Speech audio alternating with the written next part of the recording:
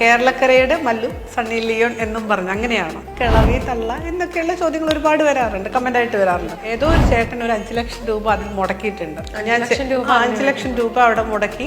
ഞാൻ സണ്ണി ലിയോണിന്റെ അയൽപ്പക്കത്ത് പോലും എത്തത്തില്ല. പക്ഷെ ആൾക്കാർ ആ ചെല്ലപ്പേര് നമ്മളെ വിളിക്കുമ്പോൾ ഭയങ്കര ഇഷ്ടം തോന്നാറ്. ഇപ്പൊ കേരളക്കരയുടെ മല്ലു സണ്ണി ലിയോണി എന്നാണ് എല്ലാരും പറയുന്നത്. കമന്റ്സും കാര്യങ്ങളും ഒക്കെ അങ്ങനെയാ വരുന്നത്. ചേച്ചിക്ക് എങ്ങനെയാ അത് ഫീൽ ചെയ്യുന്നത്? നമ്മുടെ ഫാൻസ് ആരോ പേജിലോ ക്രിയേറ്റ് ചെയ്തതാണ് ഒരു അക്കൗണ്ട്, മല്ലു സണ്ണി ലിയോൺ എന്നും പറഞ്ഞിട്ട്. കേരളക്കരയുടെ മല്ലു സണ്ണി ലിയോൺ എന്നും പറഞ്ഞു അങ്ങനെയാണ്. അപ്പം ആൾക്കാർ നമ്മളെ അങ്ങനെ വിളിക്കുമ്പോൾ ഞാൻ സണ്ണി ലിയോണിന്റെ അയൽപ്പക്കത്ത് പോലും എത്തത്തില്ല. പക്ഷെ ആൾക്കാർ ആ ചെല്ലപ്പേര് നമ്മളെ വിളിക്കുമ്പോൾ ഭയങ്കര ഇഷ്ടം തോന്നാറുണ്ട്. ഭയങ്കര ഇഷ്ടം തോന്നാറുണ്ട്. അപ്പൊ ഇതൊക്കെ ചേച്ചി കമന്റ്സും കാര്യങ്ങളൊക്കെ വളരെ ഫണ്ണി ആയിട്ടുള്ള രീതിയിലാണല്ലോ എടുക്കുന്നത്. അതെ അതെ അതെ. ഈ തെറി വിളിക്കേണ്ട സാഹചര്യങ്ങളൊക്കെ കമന്റ്സിലൊക്കെ വരാറുണ്ടോ? തെറി വിളിക്കേണ്ട സാഹചര്യങ്ങൾ വന്നിട്ടുണ്ട്. ഇഷ്ടംപോലെ നമ്മൾ തെറി കൊടുത്തിട്ടുണ്ട് കമന്റ്സ് ആയിട്ട്. എങ്ങനെയാ അതൊക്കെ മാനേജ് ചെയ്യുന്നത്? ഫേസ്ബുക്ക് ഞാൻ തന്നെയാണ് നോക്കുന്നത്. അതിൻ്റെ അകത്ത് ഫേസ്ബുക്ക് പേജിൽ എന്താ പറയുക, ഒരു വീഡിയോ ഇട്ട് കഴിഞ്ഞാൽ അതിൻ്റെ അടിയിൽ മോശമായിട്ട് കമൻറ്റ് വരാറുണ്ട്. കിളവി തള്ള എന്നൊക്കെയുള്ള ചോദ്യങ്ങൾ ഒരുപാട് വരാറുണ്ട്, കമൻ്റായിട്ട് വരാറുണ്ട്. അപ്പം അതിൻ്റെ അടിയിൽ നിന്റെ വീട്ടിൽ ആരും ഇല്ല ഇവരാരും എന്ന് ഞാൻ ചോദിക്കാറുണ്ട്. നമ്മൾ നമ്മളുടേതായ രീതിയിൽ കമന്റ് കൊടുക്കാറുണ്ട്. ലാസ്റ്റിൽ സോറി പറഞ്ഞു വന്നിട്ടുള്ള ആൾക്കാരും ഉണ്ട് ഒരുപാട് പേര്. ഇപ്പോ ഒരുപാട് ഇഷ്ടമുള്ള ആരാധകരൊക്കെ ഒരുപാട് പ്രേമലേഖനങ്ങള് അല്ലെങ്കിൽ ഗിഫ്റ്റുകള് അങ്ങനെയുള്ളതൊക്കെ അയച്ചു തരാറുണ്ട്. ഒരു 7-8 പേര് തന്നിട്ടുണ്ട്. അതിൻ്റെ അകത്ത് നമുക്ക് എന്താ പറയുക, നമുക്ക് അഡ്രസ്സ് ഒരു പരിമിതികൾ ഉണ്ടല്ലോ ഓരോരുത്തർക്കും ഓരോ ഇത് കൊടുക്കാൻ വേണ്ടിയിട്ട്. അപ്പം ചേച്ചിയുടെ ഗൂഗിൾ പേ ഒന്ന് തരുമോ, ഞങ്ങൾ ഇന്നത് ചെയ്തു തരാൻ വേണ്ടിയിട്ടാണ്, ചേച്ചി ഇന്നത് പോയി മേടിച്ചോളൂ ഇന്നത് പറഞ്ഞിട്ട് പറയാറുണ്ട്. അപ്പം ഞാൻ പറയും ഇപ്പം സ്വീകരിക്കാൻ ഇപ്പം താല്പര്യമില്ല, ഞാനൊരു ഇതായി മാറട്ടെ, അപ്പം നിങ്ങൾ എന്താ ചെയ്തു തന്നാൽ മതി എന്ന് പറയാറുണ്ട്. ഒരുപാട് പേര് ഗിഫ്റ്റുകൾ അയച്ച്, അത് എൻ്റെ ഒരു ഫ്രണ്ട് സർക്കിളിൽ ഓൾറെഡി നിൽക്കുന്ന കുറച്ച് ടീംസാണ് നമുക്ക് ഗിഫ്റ്റുകൾ അയച്ചതാണ്, നമ്മൾ കൈപ്പറ്റിയിട്ടുണ്ട്. ഇപ്പോ അതിനകത്ത് ഏറ്റവും ഭയങ്കര എക്സ്പെൻസീവ് ആയിട്ട് ഉണ്ടായിരുന്ന ഒരു ഗിഫ്റ്റ് ഏതാ? ഒരു വാച്ചാണ്. എത്ര രൂപയുടെ? ഒരു 10,000 രൂപയുടെ വരുന്നത്. 10,000 ഒരു ബർത്ത്ഡേ ഗിഫ്റ്റിന് എനിക്ക് അയച്ചു തന്നതാണ്.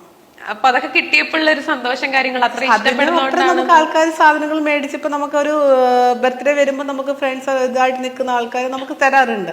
പക്ഷെ നമുക്കത് ഞാൻ ജോലി ചെയ്ത സ്ഥാപനത്തിൽ നിന്നാണത്. ഇപ്പൊ ഞാൻ ആദ്യം നേഴ്സായിട്ടാണല്ലോ വർക്ക് ചെയ്തതെന്ന് പറയുന്നത്. അപ്പോൾ അവിടെ നമ്മൾ ഡോക്ടേഴ്സ് നമ്മുടെ ഒരു ബർത്ത്ഡേ ഫംഗ്ഷൻ വരുമ്പോഴത്തേക്ക് ആ ഗൗരി എന്ന ബർത്ത്ഡേ ഗിഫ്റ്റ് എന്നും പറഞ്ഞിട്ട് നമുക്ക് തരാറുണ്ട്. അപ്പം അതും മോഡലിംഗിൽ വരുമ്പോഴത്തേക്ക് അവിടെ നിന്ന് കിട്ടുന്നതും തമ്മിൽ നമുക്ക് വ്യത്യാസം ഒരുപാടാണ്. അപ്പം നമ്മുടെ ഫാൻസ് ആയിരിക്കും നമുക്ക് ചിലപ്പം തരുന്നത്, നമ്മുടെ ഫ്രണ്ട്സ് ഇതായിട്ട് നിൽക്കുന്ന ആൾക്കാരായിരിക്കും. അപ്പൊ അതിൽ നിന്ന് കിട്ടുന്നവർ ഇപ്പൊ അവരുടെ ഒരു വരുമാനത്തിൽ നിന്ന് നമുക്ക് സന്തോഷമായിട്ട് മേടിച്ചിരുന്ന ഒരു 100 രൂപയുടെ ആണെങ്കിലും 1 രൂപയുടെ ആണെങ്കിലും സന്തോഷമായിട്ട് മേടിക്കുക എന്നുള്ളതാണ്. നേഴ്സായിട്ട് നിന്നു എന്ന് പറഞ്ഞില്ലേ, അങ്ങനെ നിന്നിട്ട് പെട്ടെന്നൊരു ഭയങ്കര ഒരു ചേഞ്ച് അല്ലേ ലൈഫിനുണ്ടായത്? അതായത് ഇങ്ങനെ സോഷ്യൽ മീഡിയയിൽ ഇത്ര ഭയങ്കരമായിട്ട് ട്രെൻഡിങ് ആയിട്ടുള്ള രീതിയിൽ ബോൾഡ് ഫോട്ടോഷൂട്ട്സ് സെമി അല്ലെങ്കിൽ ഒക്കെ ചെയ്യുന്ന ഒരു ലെവലിലേക്ക് വരെ എത്തിയിട്ട് ഇപ്പൊ എങ്ങനെയാ ആ ഒരു ജേർണി എങ്ങനെയാ ഫീൽ ചെയ്യുന്നത്? ഞാൻ ഹാപ്പി ആയിട്ട് കൊണ്ടുപോകണു. ഞാൻ നേഴ്സായിട്ട് വർക്ക് ചെയ്തെന്ന് പറയുമ്പോൾ അച്ഛനും അമ്മയ്ക്കും പഠിപ്പിക്കണമെന്നൊരു ആഗ്രഹം ഉണ്ടല്ലോ മക്കളെ. അങ്ങനെ പഠിച്ചു, നേഴ്സായി. കുറച്ച് കാലങ്ങൾ കുവൈറ്റിൽ ജോലി ചെയ്തു. അത് കഴിഞ്ഞ് ചില പ്രശ്നങ്ങൾ കാരണം നമ്മൾ നാട്ടിലിങ്ങ് പോരുന്നു. പിന്നെ നാട്ടിൽ വന്നു കഴിഞ്ഞപ്പം അവിടെ നിന്നുകൊണ്ട് മോഡലിംഗ് രീതിയിൽ ചെറിയ രീതിയിൽ സജീവമാണ്. ഇവിടെ വന്നു കഴിഞ്ഞപ്പോൾ പിന്നെ അതിലങ്ങ് തുടരെ പാത പിന്തുടർന്നു. പിന്നെ എന്താ പറയുക, കുഴപ്പമില്ലാത്ത രീതിയിൽ മുൻപോട്ട് പോകുന്നു. പ്രശ്നങ്ങൾ നല്ലതും വരുന്നുണ്ട്, ചീത്തയും വരുന്നുണ്ട്, എല്ലാം തരണം ചെയ്ത് മുൻപോട്ട് പോകുന്നു. ഈ വിലപേശലുകളൊക്കെ നടത്താറുണ്ടല്ലോ ആളുകൾ കമന്റ് ബോക്സിലൊക്കെ. അത് ചോദിക്കുമ്പോൾ എനിക്കൊരു ബുദ്ധിമുട്ടുണ്ട്, എന്നാലും ഞാൻ ചോദിക്കുകയാണ്. ഇപ്പോ എന്താ പറയുക, കമന്റ്സും കാര്യങ്ങളൊക്കെ ആണെന്നുണ്ടെങ്കിലും ഇൻബോക്സിലാണെങ്കിലും അങ്ങനെ എന്തെങ്കിലുമൊക്കെ കാര്യങ്ങളൊക്കെ ചോദിക്കാറുണ്ടല്ലോ. അതിനകത്ത് ഏറ്റവും രസകരമായിട്ട് തോന്നിയത് അല്ലെങ്കിൽ ഏറ്റവും ഒരു അയ്യോ അങ്ങനെയൊക്കെ ചെയ്തോ എന്നുള്ള രീതിയിലൊക്കെ തോന്നിയിട്ടുള്ള ഭയങ്കര ബുദ്ധിമുട്ടുണ്ടായ സാഹചര്യം ഉണ്ടായിരുന്നു? മോശമായിട്ടൊരു കമന്റ് എനിക്ക് വന്നിട്ടുണ്ട്. കമന്റ് അല്ല, ഒരു ഫോട്ടോ, എൻ്റെ ഒരു മീൻ വെട്ടുന്നതാണോ ഒരു വിറക് വെട്ടുന്ന ഒരു പിക്ചർ. ഞാൻ ദുബായ് പോയിട്ടില്ലാത്ത എൻ്റെ ഒരു ഫോട്ടോ അവിടെ കൊടുത്തു കഴിഞ്ഞിട്ട് ഇന്ന ആൾ ഇവിടെ വന്നിട്ടുണ്ടെന്ന് പറഞ്ഞിട്ടുണ്ടായിരുന്നു. അതൊരു 2 വർഷത്തിന് മുൻപാണ്. അപ്പോൾ എൻ്റെ ഫ്രണ്ടായിട്ടിരിക്കുന്ന ഒരു ചേട്ടൻ എനിക്ക് കൊണ്ടുവന്നിട്ട് പറഞ്ഞു, ഗൗരി നിന്റെ ഫോട്ടോയിൽ ഇത്ര എമൗണ്ട് എഴുതിയിട്ട് അവരുടെ കോണ്ടാക്ട് നമ്പർ, ദുബായിലെ കോണ്ടാക്ട് നമ്പർ എഴുതി അവിടെ കൊടുത്തിട്ടുണ്ടെന്ന് പറഞ്ഞു. അപ്പോൾ എനിക്കിതൊന്നും അറിയില്ല. അപ്പോൾ എനിക്കിത് അയച്ചു തന്നു, ഫോട്ടോയുടെ സ്ക്രീൻഷോട്ട് തന്നപ്പോൾ അതിൽ എൻ്റെ അവിടുത്തെ നമ്പറും ഞാൻ അവിടെ ചെന്നിട്ടുണ്ട് ഇത്ര രൂപയെന്നും പറഞ്ഞ്. ഏതോ ഒരു ചേട്ടൻ ഒരു 5 ലക്ഷം രൂപ അതിൽ മുടക്കിയിട്ടുണ്ട്. ഞാൻ 5 ലക്ഷം രൂപ അവിടെ മുടക്കി ഞാൻ ചെന്നിട്ടുണ്ട് എന്നും പറഞ്ഞ് ലാസ്റ്റ് നമുക്കറിയില്ല, ഞാൻ ദുബായ് എന്ന് പറഞ്ഞ സ്ഥലം കണ്ടിട്ടില്ല. അപ്പൊ നമ്മൾ അറിയാത്തൊരു കാര്യത്തിൽ നമുക്ക് ഇടപെടേണ്ട കാര്യമില്ല. നമ്മൾ അവിടെ ചെന്നിട്ടുണ്ടോ എന്ന് നമ്മളോട് വിളിച്ച് ചോദിക്കണില്ലല്ലോ. അപ്പൊ അങ്ങനെ ഒരു മോശം അനുഭവം എനിക്ക് അവിടെ നിന്ന് ഉണ്ടായിട്ടുണ്ട്. അല്ലാതെ നമ്മളിപ്പം ദുബായ് പോയിട്ടാ നമുക്കൊരു മോശം അനുഭവം വന്നെങ്കിൽ നമുക്ക് കുഴപ്പമില്ല, നമ്മൾ ചെന്നിട്ടാണെന്ന് പറയാം. ഇത് നമ്മൾ നാട്ടിൽ. അന്നേരം ഞാൻ പറഞ്ഞു, ചേട്ടാ ഞാൻ എൻ്റെ വീട്ടിലിരിക്കുകയാണ്, ഞാൻ ദുബായ് വന്നിട്ടില്ല, പിന്നെ നിങ്ങൾ എന്ത് വിശ്വാസത്തിന്റെ പുറത്താണ് ഈ പേയ്മെന്റ് മുടക്കിയെന്ന്. അവിടെ ഞാൻ ഉണ്ട് എന്നും പറഞ്ഞിട്ട് ആരോ എൻ്റെ ഒരു ആരാധകൻ ചെയ്ത ഒരു പട്ട്. അത് അങ്ങനെയൊക്കെ ആളുകൾ ചെയ്യുമ്പോഴേക്കും ചേച്ചിക്ക് ഒരു അയ്യോ ഇങ്ങനത്തെ ഒരു സാഹചര്യമൊക്കെ ഞാൻ അന്നേരം കുറെ ടെൻഷൻ അടിച്ചിട്ടുണ്ടാവും. അന്ന് ഞാൻ കുറച്ച് പേരോടൊക്കെ ഇതിന്റെ ചോദിച്ചു എന്താണ് സംഭവം എന്ന്. ഒരുപാട് ആ നമ്പറിലൊക്കെ എൻ്റെ ഫാമിലിയുമായിട്ട് ഞാൻ സംസാരിച്ചിട്ട് വിളിച്ചു ചോദിക്കാനായിട്ട് പറഞ്ഞിട്ടുണ്ടായിരുന്നു. എൻ്റെ ചേച്ചിയൊക്കെ ദുബായിലുണ്ട്. അപ്പൊ ഞാൻ അവരോടൊക്കെ സംസാരിച്ചിട്ടുണ്ടായിരുന്നു. നമുക്ക് പിന്നെ ഈ എന്തൊരു പ്രശ്നം വന്നിട്ടുണ്ടെങ്കിലും നമ്മൾ ചെയ്യാത്തൊരു കാര്യമാണെങ്കിൽ നമുക്ക് ധൈര്യമായിട്ട് മുൻപോട്ട് പോകാം. അപ്പൊ ഈ ഫോട്ടോയുടെ അടിയിൽ വന്ന ഫോൺ നമ്പറിൽ ഒരുപാട് സുഹൃത്തുക്കൾ വിളിച്ചു ചോദിച്ചു. അപ്പൊ ആ കോൺടാക്ട് നമ്പർ ബിസിയാക്കി വിടുകയാണെന്ന് പറഞ്ഞു. പിന്നെ പൈസ പോയ ചേട്ടൻ അതിന്റെ സ്ക്രീൻഷോട്ടുകൾ എനിക്ക് അയച്ചു തന്നു. അപ്പൊ നമുക്കിത് അറിയില്ല, നമ്മൾ അറിയാത്ത കാര്യത്തിൽ ഇടപെട്ടിട്ട് കാര്യമില്ലല്ലോ. ഞാൻ ദുബായ് എന്ന് പറഞ്ഞ സ്ഥലം കണ്ടിട്ടുമില്ല. അങ്ങനെ ഒരു മോശം അനുഭവം നമുക്ക് വന്നിട്ടുണ്ട്. ഇപ്പൊ ദുബായിലെ കാര്യമാണ് ഇത് പറഞ്ഞത്. ഇങ്ങനെ തന്നെ ആളുകളെ പറ്റിക്കുന്ന കുറെ ആളുകൾ ഉണ്ടാവുമല്ലോ. ഇങ്ങനെ അതിന്റെ ചേച്ചി ഒരു ഭാഗമാകേണ്ട, അല്ലെങ്കിൽ ചേച്ചിയുടെ ഒരു ഫോട്ടോ കാണിച്ചോ അല്ലെങ്കിൽ അങ്ങനെ എന്തെങ്കിലുമൊക്കെ ആളുകൾ ഇങ്ങനെ പല ആളുകളെയും പറ്റിക്കുന്ന സാഹചര്യം ഉണ്ടായിട്ടുണ്ട്. ഇൻസ്റ്റഗ്രാമിൽ നിന്ന് നമ്മുടെ ഫോട്ടോ ആർക്ക് വേണമെങ്കിലും എടുക്കാം. ഇപ്പൊ ഫേസ്ബുക്കിൽ നമ്മൾ റീൽ ഇടുന്നു, ഫോട്ടോ ഇടുന്നുണ്ട്.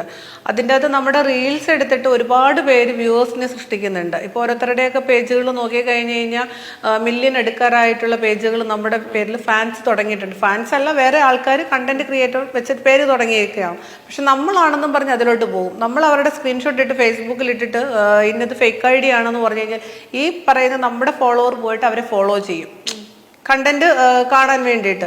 പക്ഷെ നമ്മളിവിടെ ഇടുന്ന റീൽസ് തന്നെ ആയിരിക്കും അവിടെ അവർ കൊണ്ടുപോയി ഇടുന്നതെന്ന് പറയുന്നത്.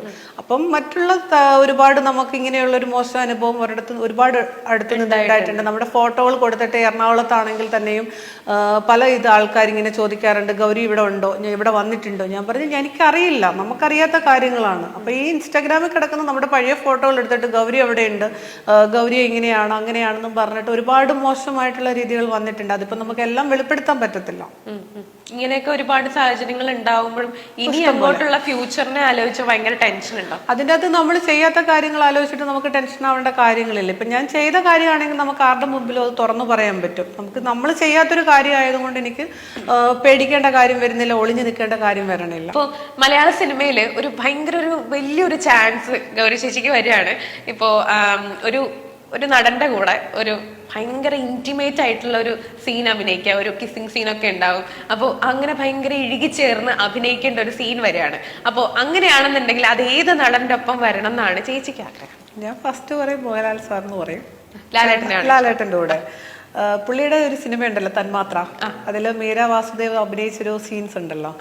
അതില് അവര് തമ്മിൽ ആ ഒരു ഇത് ചെയ്യുമ്പോൾ പുള്ളിക്കാരത്തി പറയുന്നുണ്ട് സേഫ്റ്റി ആയിട്ട് നല്ല ഇതായിട്ടാണ് അവർ അഭിനയിച്ചിരിക്കുന്നതെന്ന് പറയുന്നത്. അതുപോലെ ഒരു കഥാപാത്രം കിട്ടിക്കഴിഞ്ഞാൽ തീർച്ചയായിട്ടും ഏത് മനുഷ്യനും ആഗ്രഹിച്ചു പോകുന്ന ഒരു കാര്യമല്ല. ലാലേട്ടന്റെ കൂടെ അങ്ങനെ ഒരു ഇഴുകിച്ചേർന്നുള്ള അഭിനയം അത്രയും ഒരു കിട്ടില്ല, എന്നാൽ പോലും നമ്മളെല്ലാം പൊതുവെ ആഗ്രഹിച്ചു പോകുന്ന ഒരു കാര്യമാണ്. അതാണ് ഏറ്റവും കൂടുതൽ ഒരാഗ്രഹം അല്ലേ, നടക്കട്ടെ അല്ലെ? തീർച്ചയായിട്ടും.